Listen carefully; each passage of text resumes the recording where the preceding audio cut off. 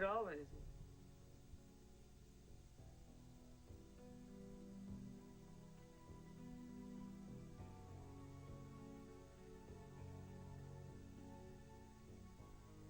Mary Mae, this has gone on long enough.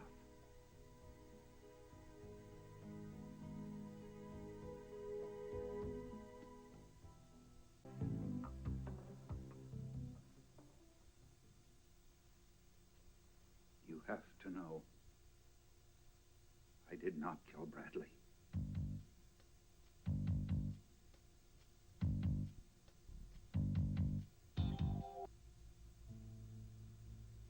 I didn't kill Bradley. And I swear I don't know who did. But for reasons which you know, and which I regret, I've always believed that Bradley took his own life. And you believe that too. Yes, I did. And for reasons which you alone know, I could not have killed him. I believe that. Thank you. Do you want me to tell Sean Donnelly why I believe it? No, I do not.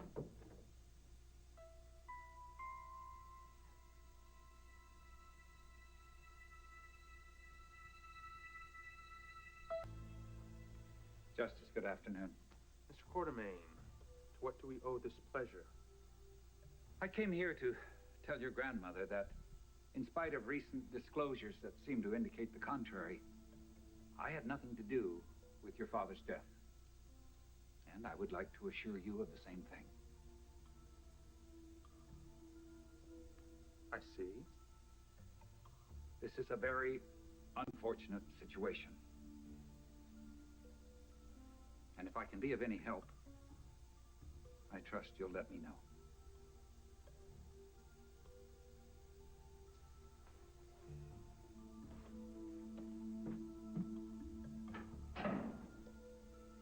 You mind telling me what that was all about? It was exactly what it seemed like, Justice.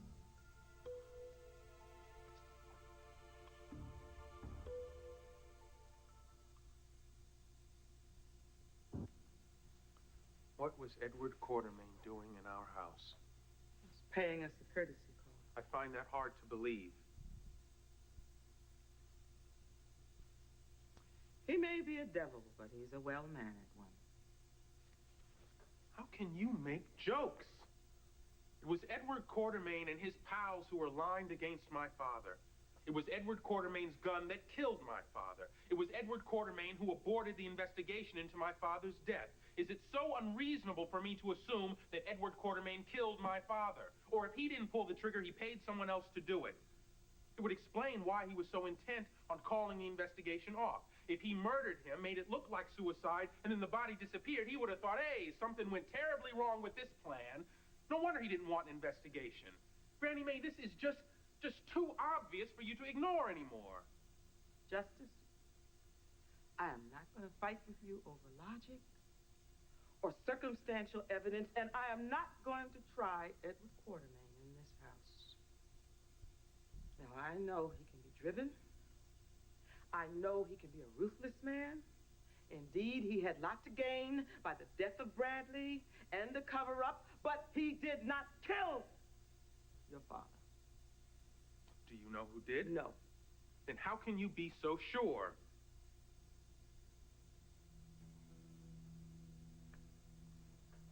There's more, isn't there? More that you're not telling me. What is it? Justice, don't you know by now that if I knew more about the person who killed Bradley, I would tell you? I would like to believe that. But it's true, baby. It's true. I want this thing over with all my heart and soul.